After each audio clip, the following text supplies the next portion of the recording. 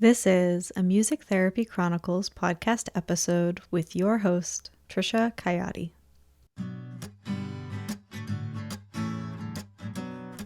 You're listening to the Music Therapy Chronicles, a podcast about music therapy from a variety of perspectives.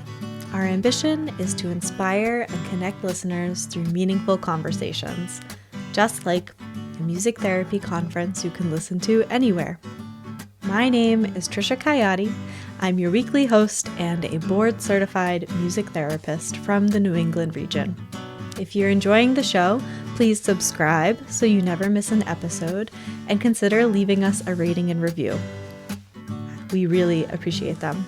You can find more podcast episodes, links to our pod courses, the self-care community, links to all of our social media, and get on our monthly newsletter, all at musictherapychronicles.com. Thank you so much for choosing to listen to this show today, and you can always reach me by sending an email to hello@musictherapychronicles.com.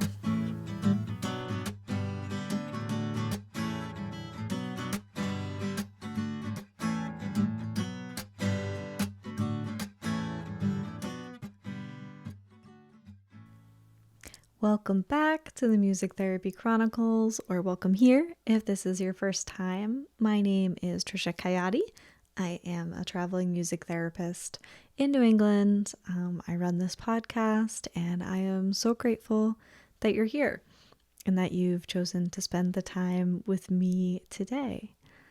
If you feel so inclined to take a moment to subscribe to the show so you never miss an episode. Also, please consider leaving us a rating and review. Those really help the podcast. And if you're not already following us on social media, please check us out. We're at Music Therapy Chronicles on all the platforms. All right. So today's topic is hobbies. And it's based on this very recent epiphany that I had about hobbies. So I was talking with my partner Chris about what I was going to do for this week's show, what I was going to talk about, what my topic was going to be. I had all these ideas swirling around in my head, and he helped me kind of put them, succinctly and put them into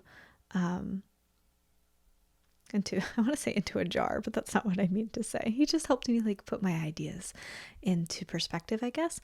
But one of the things he said was, well, why don't you talk about reading? Because that's something I've been really into lately. If you listen to the show, then you know that I've been, last year I made a transition away from digital books to physical books. And since then, I've just been reading a lot more than I have in many, many years. And so anyway, I was like, well, that's not really something that is pertinent to the show. I want to put out an episode. I want it to be, I want it to actually have value and apply to my audience. And so then he said, well, why don't you just talk about hobbies? And he kind of, just said that, and we moved on. But the word hobby stuck in my head. And so I want to define the word hobby. I'm going to take the internet's definition, and we're going to decipher it today, because as I am been chewing on this myself, we'll get into it, but I've been chewing on this idea of hobbies and why they're important, why we have them, what a hobby actually is. So before I share the definition real quick, I want you to mentally or physically list off some of your hobbies, because we're going to kind of analyze them a little bit today.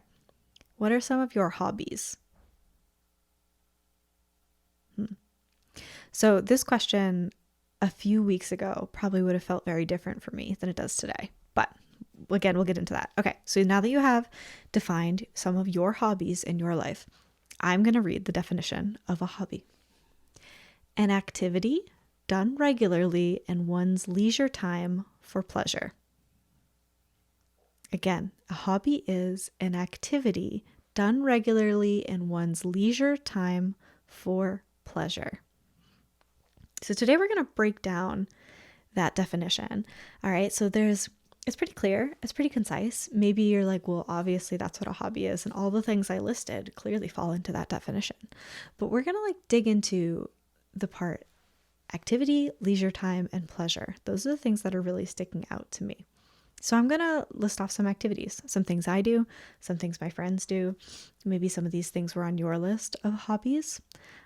Yoga, hiking, cooking, journaling, candle making, painting, reading, playing board games, music, art, exercise, coaching a team in your area, watching movies, running a podcast, things like that. So those are some activities that we can do for hobbies, right? There's so many more, and I guess anything could be considered a hobby. If you recently heard an episode I was on the Able Voice podcast, I was talking about how this podcast is technically a hobby for me. So let's sit on that for a second. The podcast, and in that conversation, we were talking about like a business, right? So for this podcast, there are ways that I can make money on it. I could pursue sponsorship, we'll say. There are pod courses that you, the listener, can purchase, and I am so grateful for those of you who do, that support the show monetarily. I have the self-care community, which is a paid membership, and like there's lots of awesome stuff that goes with that, and that's kind of funneled from the podcast. So there are ways for this podcast to be self-sustaining. But at this point, I put in the money and the energy to run this show, and it's not self-sustaining, which is okay. I choose to do this, right? So from that perspective, like it's not quite a business yet. It's not quite a job. It's still a hobby. We're still at that hobby phase. We have not transitioned into self-sustaining. I would love to be able to do that. And again, really appreciate everyone who's been so kind to purchase a pod course, join the community, support the show in any way, subscribe, leave a rating, all that good stuff. Please don't misunderstand me. But in so many ways, this podcast is a hobby. So based on, right, this activity, we're in the activity part of hobbies. So this is where things like in my mind really started to unravel and warp a little bit. If you have listened to the show for any length of time, then you know I am a recovering workaholic. Always recovering. Every time I bring up this topic, I feel like I've gone a little bit deeper in my own learning and unraveling of this, but I'm a workaholic. And the more I think on this, and the more I've chewed on this word hobbies, I see how deep my workaholism is and how deep it has been and how many more layers I must get through to get to the next stage in recovery, we'll say. So we're using this podcast as an example. There is, well, I'll say first, I chose to do the podcast. I enjoy talking with other people. I enjoy sharing my thoughts when I can get them out succinctly. I enjoy interacting with all of you online. There are so many things about this podcast that I enjoy. But that being said, part of having a show like this is, I want to be consistent. I want to make sure that what I'm putting out is valuable. I want to make sure that I am doing the best I can do. And there's a lot that goes into this hobby, right? There's the podcast itself, there's the website, there's social media, there's the newsletter and emails and getting guests and coordinating schedules and doing the interviews and editing the show. And like, there's just a lot that goes into it. And so when I started the show, it was because I had all of this, next part of our definition, leisure time. I had all this time on my hands. I, just like lots of things had opened up in my life and I had time. And I was like, what am I going to do to fill this time? And I was listening to lots of podcasts. If you know the history of the show, I'm a traveling music therapist. I wanted to be listening to more music therapy based podcasts. Couldn't find any current running ones at the time. And so I started my own. Since then, there have been tons of music therapy podcasts that have popped up. But anyway, I had leisure time. There's this thing I was interested in doing. And so I picked up this hobby of running this podcast. Right. And this is where the workaholism kicked in. Again, if you've listened for any period of time, you know that I kept picking up more things. A lot of the stuff I've named. Originally, it was the podcast on a website that wasn't very user-friendly. It kind of just sat there and did what it needed to do. But since then, I've been trying to improve the website. I've picked up social media. I've done the newsletter. I have consistent content going out and staying, what am I trying to say? Not up to date, but staying in contact with all the amazing people I've been able to talk with and interacting with you, the listeners. And so I've picked up more and more of these things where this thing that I chose to do, this hobby I chose to fill my leisure time with, has now become something that I must plan and schedule and make time for. And so essentially, work became my hobby, or my hobby was, right? We're still recovering. My hobby is work. How many of you can relate to that, right? Like you get home at the end of the day and we all need to do, I'm going to say clinical maintenance, I guess. Like we all have things we need to do. We need to keep up with our repertoire. We need to keep our musician skills sharp. We need to keep up to date with research. We need to talk with our colleagues and do all these things that are very much related to our work. And so how many of you listening, very much like me, have, whenever you have this free time, you fill it with work or something that maybe looks a little different and it's like pseudo work. Like I've pseudo filled my time with work, and then we feel overwhelmed and we feel burnt out and we feel tired and we're like aching for this free time. We want more space in our lives. We want to feel differently and like something needs to change. What needs to change? I need to be working less. But these things that we have filled our leisure time with, how often do we look at those and see them for what they really are and see them as the work they are? Or do we just blame it on our actual jobs, our actual work? Right? I'll try to say that another way in case I wasn't clear enough.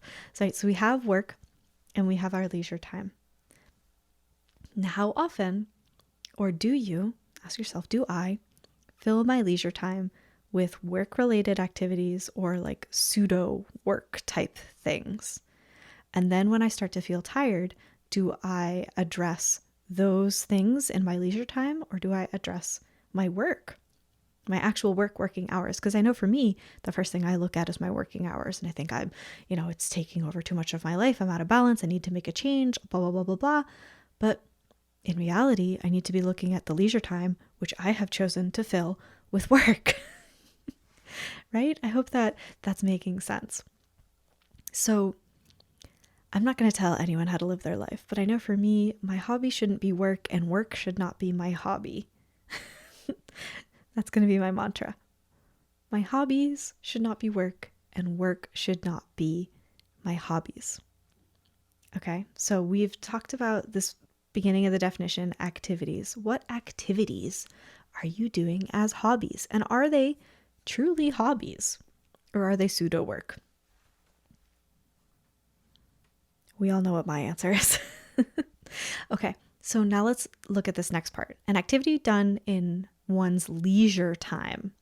Leisure time. So this is time that technically, right, should be away from work. Should really be away from like most of our responsibilities and necessities as humans. This is leisure time. If you work probably in a mental health setting, you probably work with your clients on how to fill their leisure time. So maybe this is something that's like not very foreign to you, but for me, it's been hitting a chord lately. No pun intended. So this is where I started thinking about making time for hobbies versus taking time for hobbies. I'm going to tell you some things that I have adopted as hobbies in my life, and then we'll get into making versus taking time. So, some things that I do that I'd say by most people would be considered hobbies. The first one I'm going to say is yoga. I recognize that's work for a lot of people, but yoga, journaling, walking and hiking, cooking and baking, candle making, painting, reading, making music. Obviously, that last one could be pseudo work, but we'll list those things for now. So, for a lot of these things, specifically yoga, journaling, walking, and cooking, I make time for those things. I schedule them into my days, into my weeks. They're part of my regularly scheduled daily activities. I do them, some in the morning, some in the afternoon, some in the evening. And so, in like the energetic feeling of the word hobby, I don't know, do you like when you hear the word hobby, what do you picture? What's the energy of that word to you? For me, yoga, journaling, walking, and cooking don't feel like hobbies to me anymore because they're just part of my routine. They're just something I already do. They're something I have made the time to do. I have put aside the time and scheduled it. And I'm not saying you shouldn't schedule time for your hobbies. I'm not saying that. But because these things have become such a regular part of my day, they don't necessarily feel like hobbies to me. And this is where the pleasure kind of pulls in. So these things I am making time for. The other thing is cooking, right?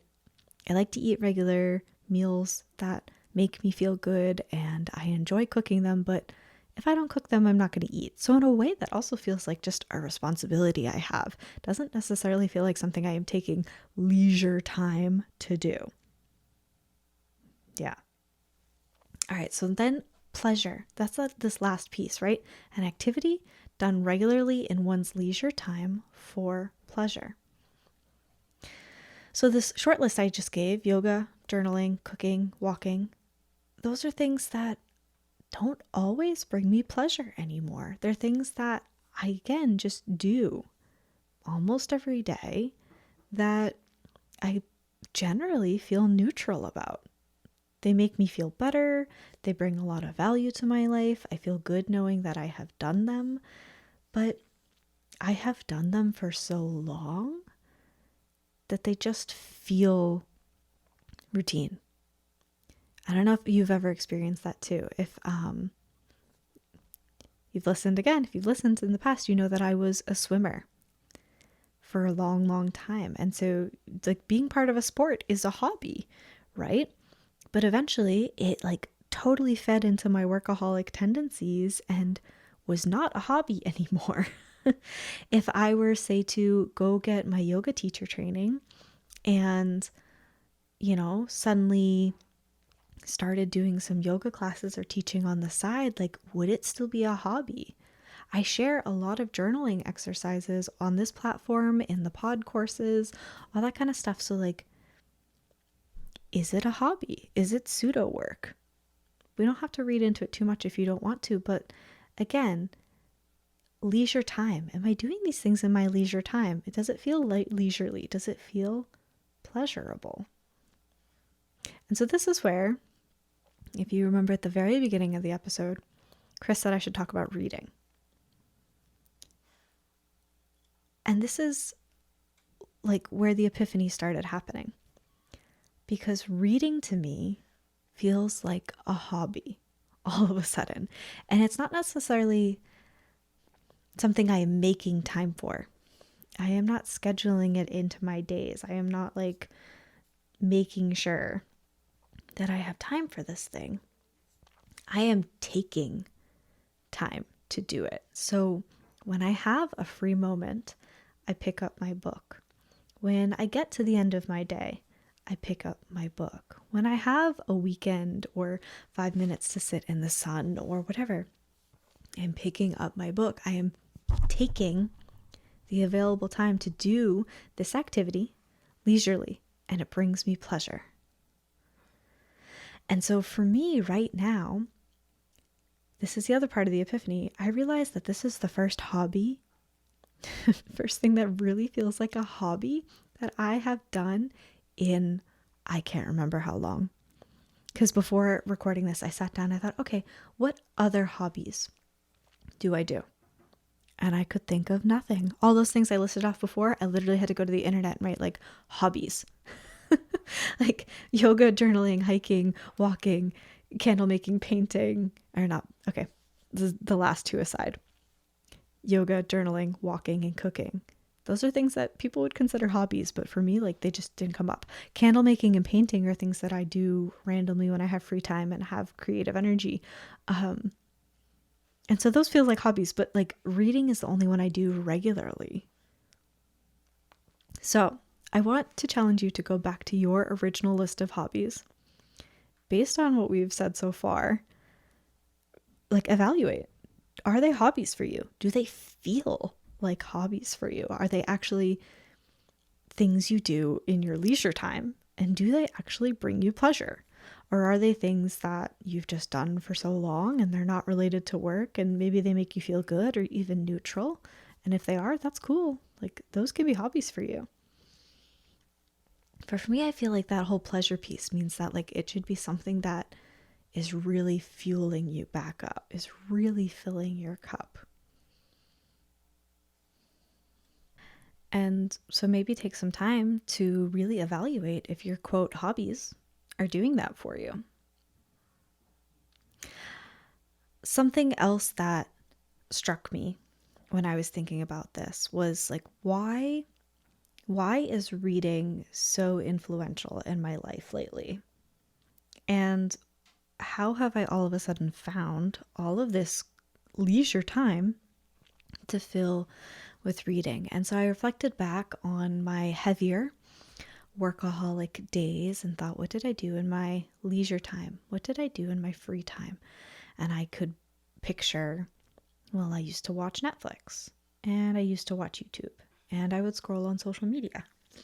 And I still do those things sometimes. But I was reflecting on the extent to which I would do those things. And then here's a key word, the intention behind those things.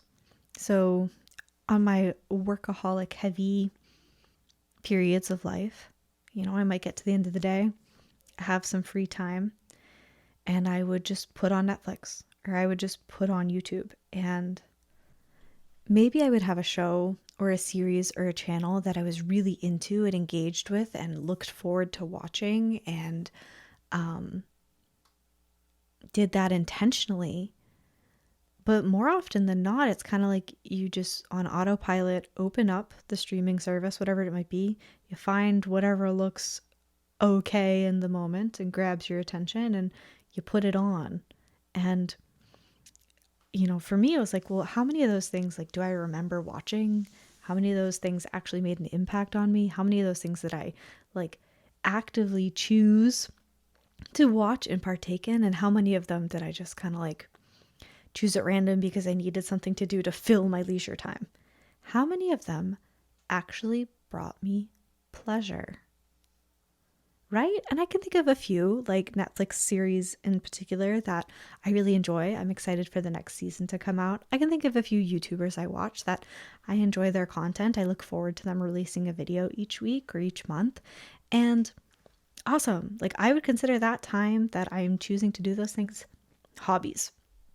But a lot of the time, it wasn't. Part of the reason was because I was such a workaholic. I was so tired that by the time I got to my leisure time in the day, I didn't even have the energy to actually engage in a hobby with intention.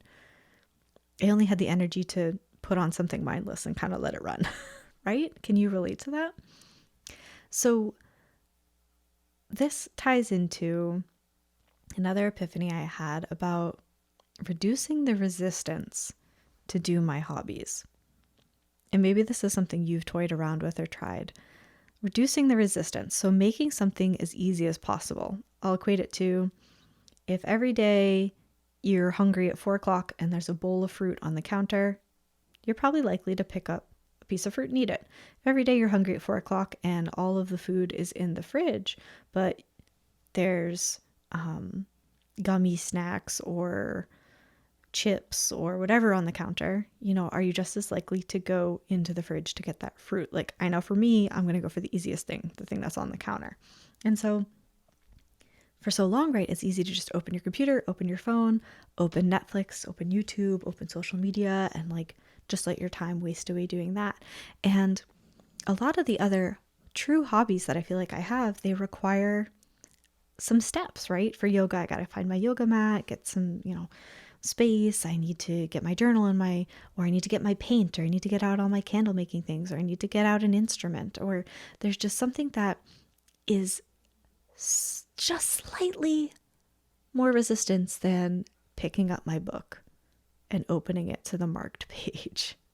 I don't know if that feels the same for you, maybe not, but I challenge you that if you are doing a hobby or you have a hobby, and part of the reason that you are not doing it is that there's just a little bit of resistance. Maybe leave your paints out. Don't put them away every time you finish. Will leaving them out make you more inclined to paint? Maybe leave your running shoes closer to the door. Don't put them away in the closet. Put them right where you'll see them, right where you can access them. Take your favorite cookbook and leave it on the counter. So anytime you want to bake, it's already there. And maybe even leave it open to a page. And just cook whatever's there, bake whatever's there. Are there things that you want to be doing, but there's just a little bit of resistance, and so it's easier to fall into the default of, for me, social media, scrolling, watching things, screens, sitting in front of the TV, right? The world has created the system where there's so little resistance for those mindless activities. And so that's potentially what we could fall into. And then we're filling our leisure time, but are we filling it with things that bring us pleasure? Now, don't get me wrong. If you're a movie fanatic and you're like, no, at the end of the day, I watch a movie and it feels good, and like that's how I take my leisure time, like cool, do that. Don't misunderstand me, please. But I know for me, again, where this cycle started was like I was a workaholic. I was tired. I would fill my leisure time with things that were easy to do and required little intention. And then I felt more tired and burnt out and like I had no time to do anything. And something about this word hobby has struck me so much today. And I hope for you too, to evaluate what hobbies you have, why you have them, how you're engaging with them, and how they engage back with you, how they refuel you. And I'm going to leave you with this tip based on what I've talked about today, and that's to cycle your hobbies or to take a hobby vacation. What do I mean? So again, my yoga, journaling, walking, cooking, those are things I do every day. Cooking and walking, I actually need to do every day because I need to walk my dog and I need to make food that I can eat. But yoga and journaling, if they are no longer feeling like hobbies to me, what if I just took them out of my schedule? I stopped making time for them. So suddenly that time would be free again. It would be leisure time. What am I inclined, with intention, and likely to fill it with? Without intention, we know I would watch Netflix. But if I was going to be intentional, or even at that time, we'll say, have nothing planned, but get to that time in my day usually, and instead of doing my routine of, we'll say, yoga, get to that time and see what I want to be doing, what would feel pleasurable, right? What hobbies would I pick up? And then would having those things removed from my schedule make them again feel like hobbies, maybe in a week or a month or even a year. This is something that I watch Chris do. He cycles his hobbies, and not intentionally, just, a lot of things are seasonally based or just where his interests lie. And so like right now it's fishing season. And every year he's so excited to get back into fishing, and I watch him do it and I'm like, You're like, this isn't new. It's like, you've done this before. Like, this isn't new information. This isn't a brand new thing in your life. But seeing how much pleasure he gets out of that makes me personally reflect, right? Because it's something he's doing any moment he gets, any extra time he has. That's what he chooses to do. He's intentionally using his leisure time to do something that's pleasurable. For me, it's, again, been reading. Any free moment I get, any downtime at the end of the day. And here's the other intention, right? It's not like Netflix where I can just scroll through and find something that looks okay. Every time I finish a book, I'm like, I need to get another book. I don't own all the books, and I certainly go to the library, but something about it, like, it takes more intention than just sitting on the screen where you could just get lost in that black hole forever and fill your, quote, leisure time without the pleasure.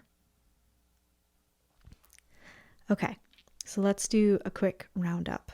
A hobby is an activity done regularly in one's leisure time for pleasure. What are some activities that you do regularly in your leisure time, and do they bring you pleasure? If they do, awesome. More power to you. You have hobbies. If you're like me, you're still figuring out what your hobbies are, because for so long, work has been your hobby and hobbies have been your work. And if you're on this journey with me of being a recovering workaholic, I would love to hear, or either way, I would love to hear what your hobbies are and what they bring into your life. That being said, I am enjoying this hobby of podcasting, and these solo episodes have been pretty cool. Thank you for listening to my thoughts each week.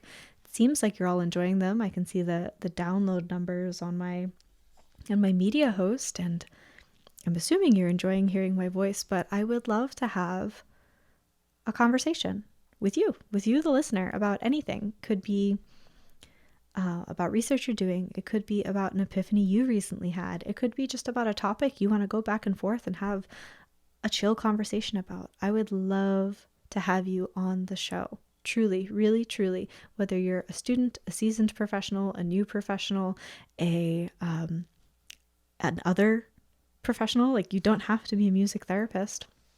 I would love to hear from you and to talk with you, because I feel like conversations like this could be so enhanced by having more than one perspective.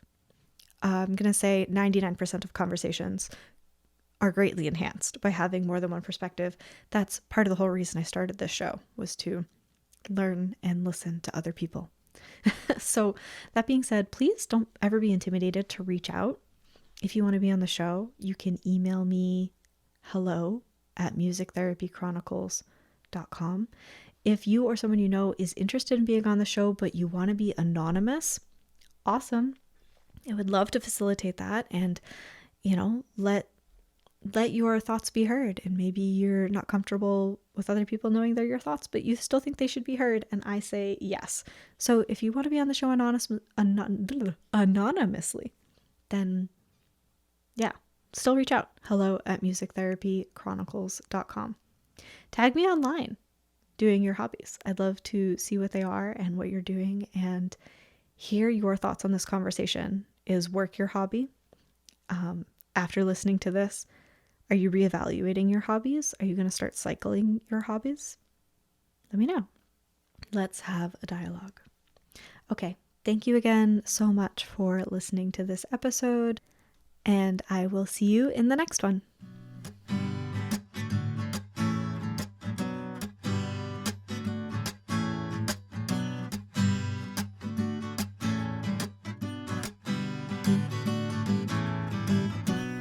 This podcast is sponsored by the Music Therapy Podcast Collective, also known as MTPC, where you can find a variety of CMTE opportunities in the form of pod courses. All of MTPC's pod courses are built on a listen, learn, apply model, where you start by listening to some assigned podcast episodes, then move into learning with the assistance of a workbook filled with resources for you to start your self-study towards whatever topics are most interesting, inspiring, and applicable to your practice. And then we finish with the apply section, which includes an office hour and a worksheet to determine how you are going to apply your learning to your personal life or professional practice. You can find all the Music Therapy Chronicles pod courses on our website, musictherapychronicles.com, and you can find the entire catalog of pod courses at MTPC's website, mtpodcastcollective.com. Make sure you also get on the MTPC newsletter for 10% off your first pod course purchase.